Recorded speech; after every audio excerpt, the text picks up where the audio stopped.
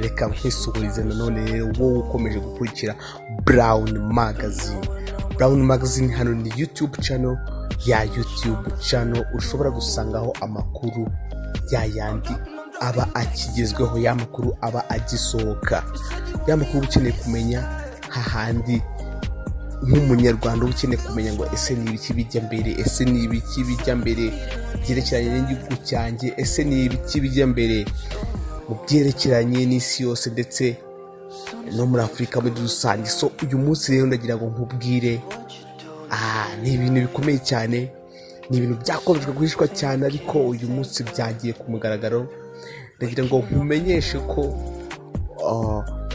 wowe ugiye kumva ibi ngibi, ndagira ngo ngusabe kugira ngo ubisangize n'abandi, kuko aya ni amakuru aba agomba kugera hirya no hino abantu bakabimenya, dore ko biba byaragiye bikomeza guhishwa. Ariko nanone murabizi abanyamakuru ndetse n'itangazamakuru ryo ku isi muri rusange riba rigenda rikora ubushakashatsi, rikagenda rizana ibintu byagiye bihishwa, ibintu byagiye byirengagiza kuvugwa, ibintu byagiye byirengagizwa kenshi kandi bihari, kandi mu by'ukuri ari ibintu biba bigomba kugira ngo abaturage babimenye, isi yose ibimenye, ndetse no muri Afurika muri rusange babimenye. Niba ari abafatira urugero barufate, niba ari abagira icyo bakosora bagikosore. Aka kanya rero ndagira ngo nkumenyeshe ko ibintu ngiye kubwira nta kindi, byakomeje guhishwa ko u Rwanda ari cyo gihugu muri Afurika cya mbere gikomeje kwesa imihigo ku buryo budasanzwe.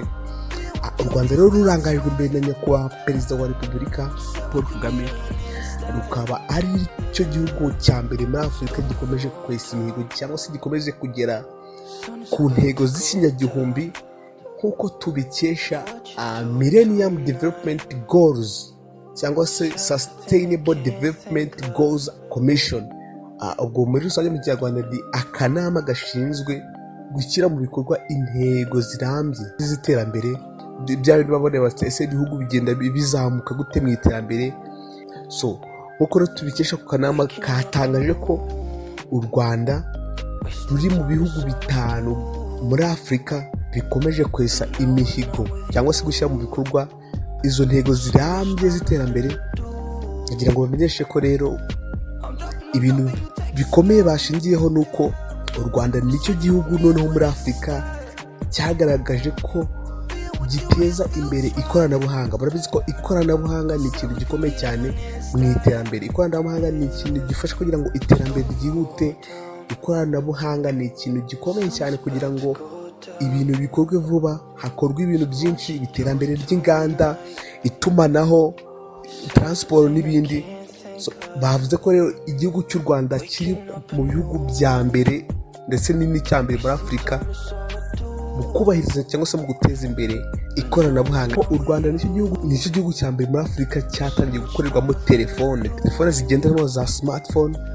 Murabizi ko Marathon ifite uruganda hano mu Rwanda rukora telefone kuva hasi kugera hejuru, kuva telefone gitangiye kugera irangiye ikorerwa hano mu Rwanda, kandi kose gakorerwa mu Rwanda.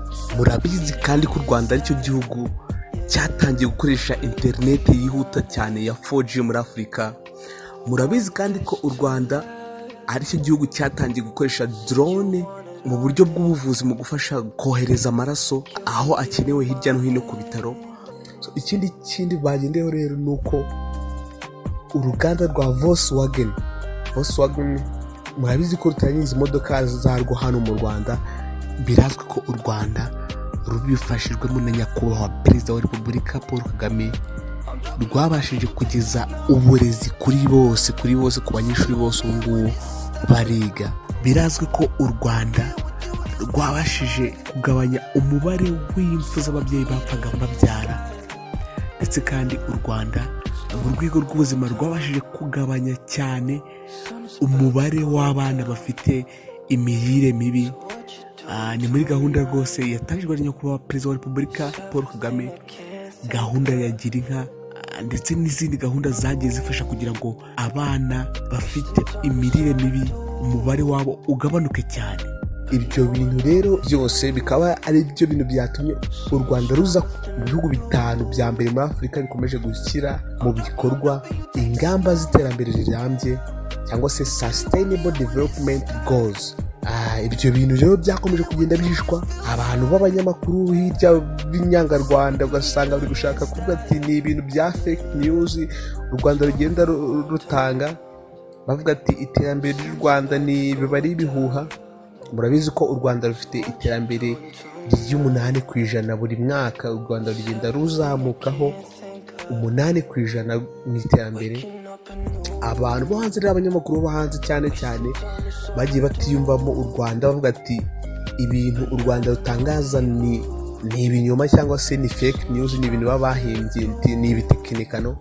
Ariko mu kuri nk'uko ako kanama gashinzwe intego zirambye z'iterambere kabitangaje, nuko u Rwanda ruri mu bihugu 5 muri Afurika bikomeje gutera imbere ku buryo bwihuse. Kandi ikindi nk'uko World Bank ibivuga, u Rwanda nicyo gihugu gikomeje gukoresha neza inguzanyo cyangwa se n'inkunga gihabwa mu bijyanye n'iterambere.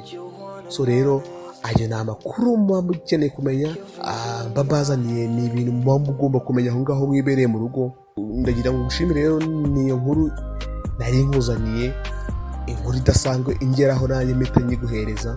So murakoze cyane rero, please you can subscribe to my YouTube channel, ubundi ukazajya dukomeza kubona amakuru nk'aya ngaya abagezweho. Murakoze cyane rero.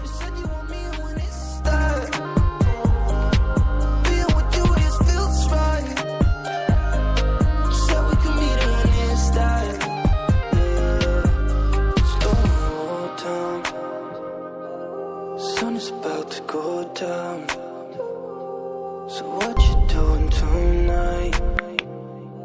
It's everything I can't think of.